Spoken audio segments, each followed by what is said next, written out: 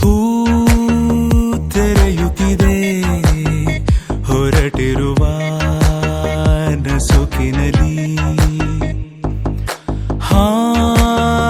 ತೊರೆಯದೆಯೇ ಕುಣಿಯುತ್ತಿದೆ ಮನಸ್ಸಿನಲ್ಲಿ.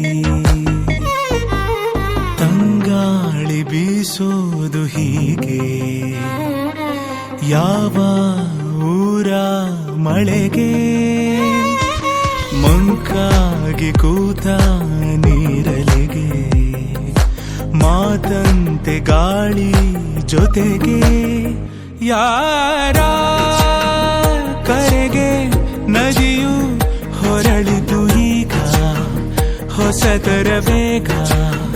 ತೀರ ಮರಳಿ ಅಲೆಯ ಕರೆದಿರುವಾಗ ನಗುವಿನ ರಾಗ.